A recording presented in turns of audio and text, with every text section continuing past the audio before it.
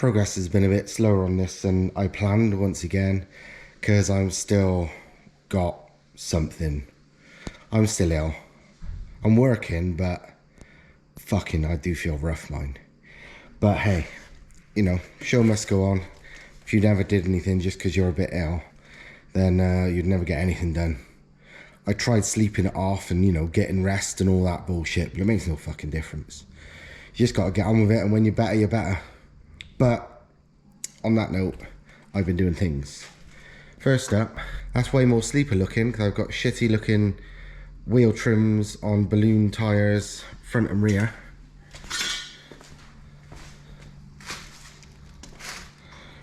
And they don't stick out from the arches, so they don't even look particularly big. And that's because I've been rolling the shit out the arches. These are the drag radials. M&H Race Masters. With them underneath. See? That looks sporty.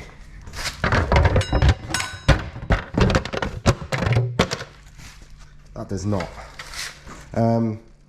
As you might have imagined, I had to butcher the arches a bit, but frankly I don't care. The trouble with these is, as standard, because they're obviously made for little wheels, the arches go, how do I explain it, more than a semicircle. They don't just naturally end, you know, you'd think they would start vertically and go round and end vertically. They don't, they go more round than that. As in, this bit goes into like there, and here, rather than sort of peaking here, it starts going back down again real close here. So I basically has done a bit of a choppy here, so it goes vertically down rather than in, and here, while it's a bit less OE looking, like I give a shit, this went down like that. I've basically just cut it straight, and on the back bumper, this little lip bit here, because it goes out here then straight, I basically halved the size of it. I'm not finished making it tidy yet. This is literally, you know, the paint's still flaky from the arch rolling. This was literally a case of cutting till I made room, and then putting as much weight on it as I could to sort of, what do you call it, mock up it, squatting and all that kind of stuff, and then carrying on. And as it is now, it's pretty much wood clear no matter what. Done both sides. Maybe that side might need a little more, can't remember now. But the thing is, these arches are so flexible, it doesn't really matter a toss. It doesn't affect anything. One thing is, you do notice once they're on the car, is how soft the sidewalls are on these drag radials. You know, like track tires compared to road tires, you know, like semi-slicks versus normal road tires, they tend to have far harder sidewalls, but these are the opposite way round. They're still radials, so it's still a reinforced sidewall, so it's not like proper floppy sidewalls like a slick or a old school cross-ply whatever tire, but it is soft. You know, there's if you like rock the car, you realize it's rocking on the tire rather than, you know, it's not suspension movement, that is literally tire movement. When I wobble the car, it's quite funny, but hey, that's how you get grip. This thing's not really going to be made for flying around corners. That's what this is more likely for, but I never really did do mega flying around corners in this. To be honest, it's still flying around corners faster than most cars, but it's not a track car. It's mostly a straight line weapon. In other news, I fitted the external wastegate, and the screamer pipe is going to become the tailpipe. I was going to have no visible tailpipe, but I've changed my mind, and I'm going to have a little pea shooter tailpipe, so it looks like a proper 100 brake horsepower slow as fuck thing, because it's going to have like a, whatever that is, 2-inch tailpipe. Obviously all of this is just spot weld at the moment, not, you know, not fully finished, but it's all in place at least. Another thing I was questioning was what was I going to do with regard to the air filter. Originally with the old setup with the smaller turbo faced this way, and I had like 3-inch pipe in go in to the inner wing and the air filter there, inside there. This filter, to be exact. It was a lot of work, but it just about fitted. But that was genuinely the biggest filter that was going to go in there. And for the power and stuff that is going this time, and also the turbo inlet pipes 4-inch as standard, that weren't really enough. Because, you know, the obvious thing was to do the same as this, but the other side. But yeah, that had a few issues. One, I would have wanted 4-inch piping, and there's a lot of wiring and stuff down there, so it's not ideal room wise. Two, like I said, you can't really get any bigger filter than that there, so no, it didn't really work out to me. So the question was, what the fuck was I going to do? Because the thing is, it has to flow enough, it has to be not too hard to make, not too hard to live with, as in maintenance as well, and ideally there was nowhere near as important as enough air. Colder air the better. So it's like, what was I going to do? I initially thought maybe, which is, you know, a good idea, would have been making some upward duct thing to a large panel filter that fed from the bonnet via a, I don't know, a scoop, or not even a scoop, just a thing. Trouble is, that's quite a lot of fabrication, and if it's raining, which in this country it does approximately 25% of the year, it's a bit shit.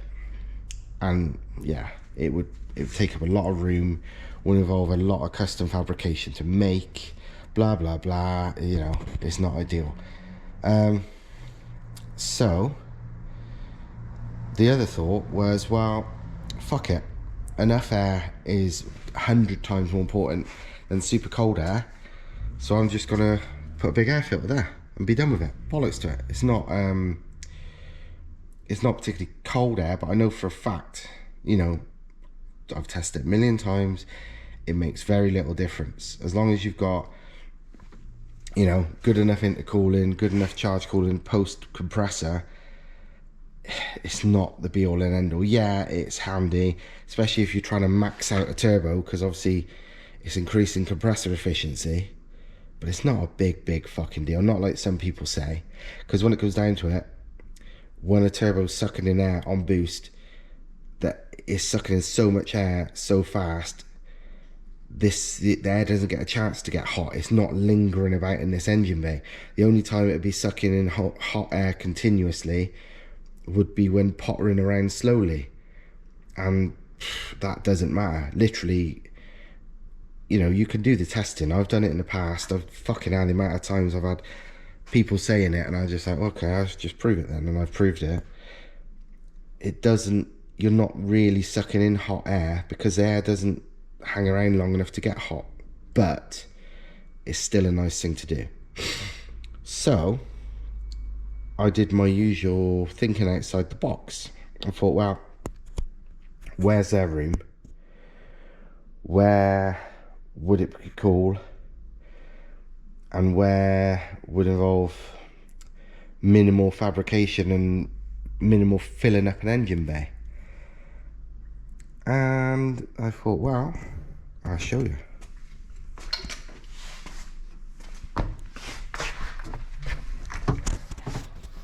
Just there.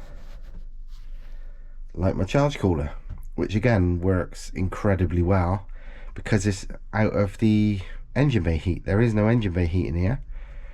So unlike most charge coolers, it works absolutely fucking amazingly. So air filter's going there. It's not like I'm the first person ever to do this by a long way, because I'm not. I've seen this done quite a lot of times on mid-engine race cars. I've seen it on Porsche Pikes Peak cars, I've seen it on Porsche and Volkswagen Beetle rallycross cars. I've seen all sorts, and most people look at this and go, oh my god, that's crazy. But that's because all they do is what I always say not to do, is people get all their ideas from other fucking tuned road cars and shit they see on YouTube and Instagram and bollocks like that, just copying the same old shit rather than using their brains. I've never seen this on a road car apart from my own ones, because my Mercedes CLK and my E55 both had the air filters inside the car. I've literally got a 4-inch hole saw cut through there where there's a gap. I'm going to weld that pipe to there, so it's, you know, that's all solid, and then I'll run a big ass filter along the back there.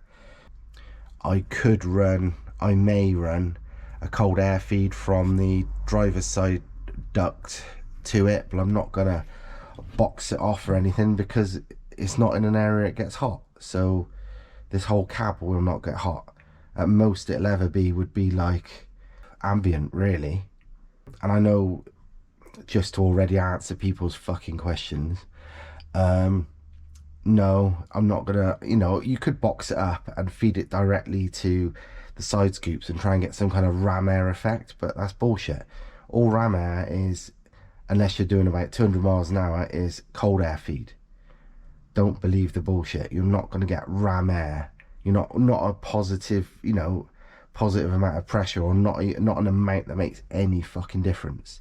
You're literally, all around areas on 90% of applications, 99% of applications is cold air, and this air is already going to be cold. So yeah, and no, as I've proven with both my Mercedes where I've done it, no, it's not gonna suffocate you or suck the air out of the car, and no, it's not gonna strangle, you know, it's not gonna struggle to get enough air. Those are the most ridiculous fucking comments I've ever heard, but people say it all the time, over and over, and I guarantee I'm going to get it on this fucking thing as well from people who's not even watched the bloody video properly. But anyway, that's where my air filter's going.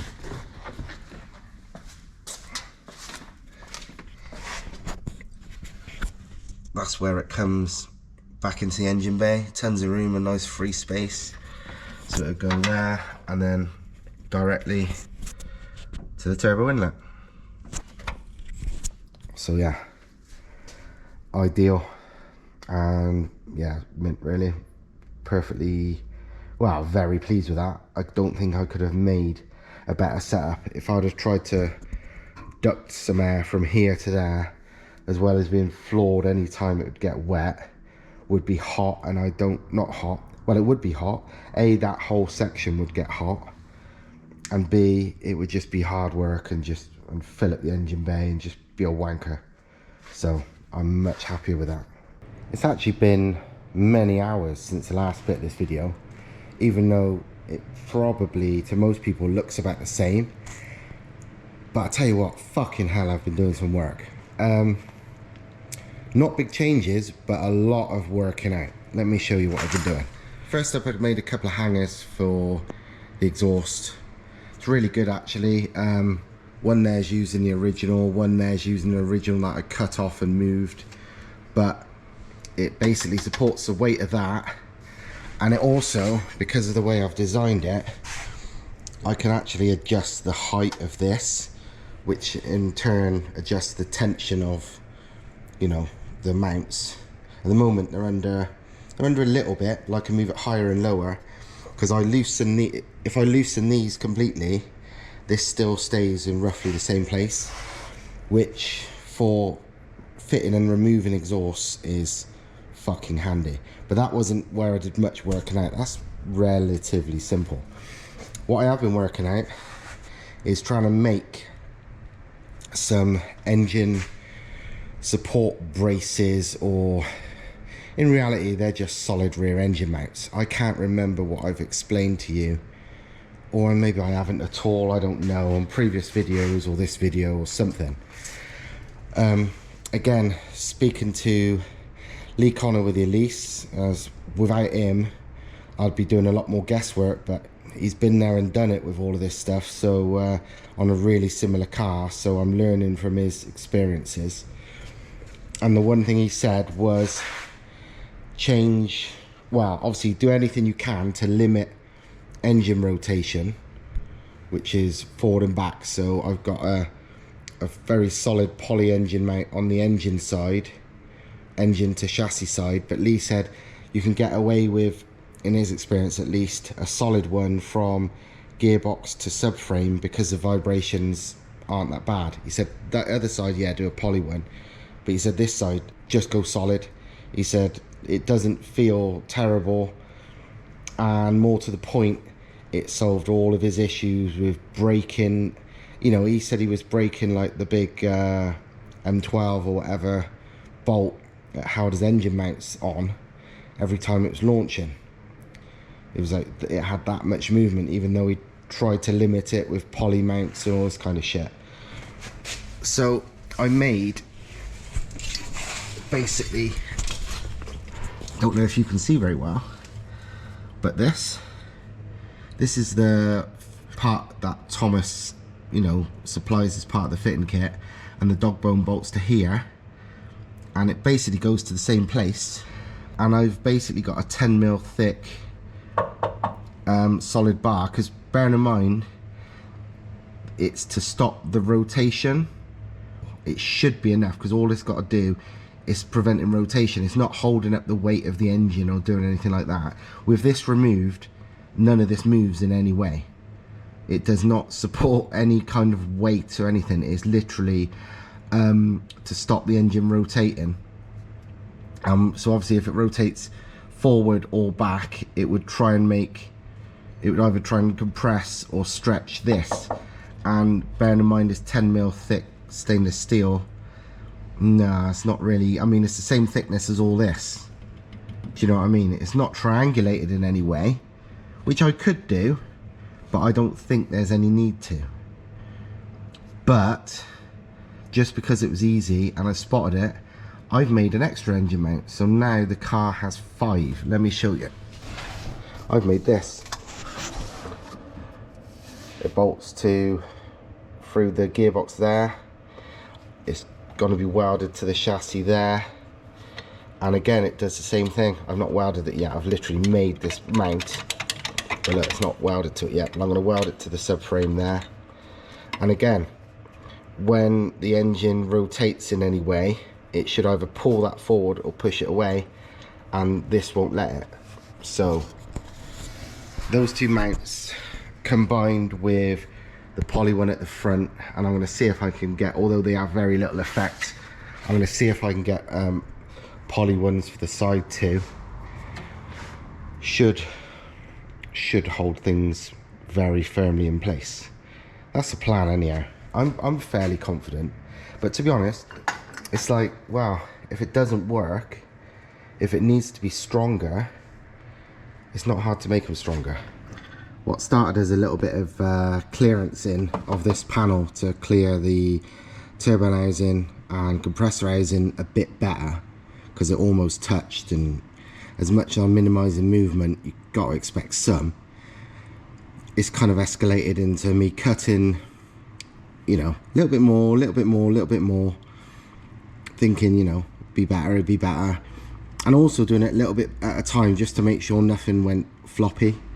I chopped and chopped and chopped, and then thought, hang on, I wonder if that means I can rotate the turbo, the compressor housing, so it faces down or something, which might be better, because if the compressor housing outlet was facing up and over like it originally was, it'd go over the plugs and coil packs, which, you know, as much as I'm not going to be changing them that often, it's a service part when it comes down to it. So down, I think I prefer. But because of the shape of the compressor housing, the biggest part is always by the outlet, so it needed more and more and more chopping. But I ended up chopping loads without weakening anything, and now I can pretty much have the compressor housing any angle I want without it catching on anything, which is nice. I prefer it like this as well. It looks a lot cleaner. Temporarily changed back to the old wheels for now, just so I can roll it around. But yeah, I've done quite a few things. Compressor outlet has arrived for the turbo, and it should allow like a 90-degree bend, and I run it up like that. So I reckon I'm gonna have the turbo outlet facing down or close to it, you know, somewhere around there. But more importantly, I started figuring out the air filter setup.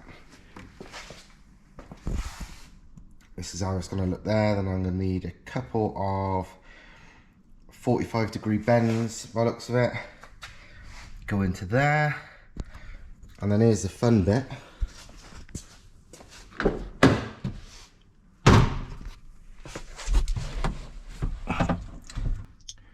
In-car air filter. Obviously at the moment I've literally, the pipe is spot welded at the moment. I'm not gonna weld it any more than spot welds. I'm just gonna add seam sealer. It only needs a few spot welds to hold it in place. But yeah, in-car air filter. So there's no hot air from the engine bay. It is literally ambient, or near as damn it, from inside the car. It's gonna sound fucking ridiculous, but more to the point, it's the most effective place to pull it. So, well, you've probably seen or heard how good the charge cooler is in car. Air filter's going in there too, so if something doesn't get hot by the engine bay heat, then it's, well, it just works better, don't it? So, yeah, sorted. I may or may not, I probably don't need to because there's enough holes already. You know, all this goes to the inner, you know, the side duct. So realistically, I have more than enough air for the turbo to suck in. I'm not going to suffocate or any bullshit like that, like people think. I mean, I did the test when I did the boot mount turbo E55 AMG. And people's like, oh, you're suffocating the turbo, it being in the boot with no air getting into it, blah, blah, blah, blah, blah. Despite, like, not any fucking boot in the world is even slightly airtight. So in the end, just to fucking prove a point, we drilled some holes, big holes in the boot, and all it did was make the car fucking stink of exhaust fumes. It didn't improve performance. We knew it wouldn't. It's a complete waste of time. But no doubt I'm gonna get comments like that again this time, because, you know, the people who's never fucking built a car in their life, never mind doing something like this, are always the ones to, you know, give the well-informed comments. I would say it's gonna do my head in on any long journeys, but it always did my head in on long journeys anyway, because before the air filter was there, you know, it is literally as close to my ear as it was before, because it was in there, now it's there, the distance is the same.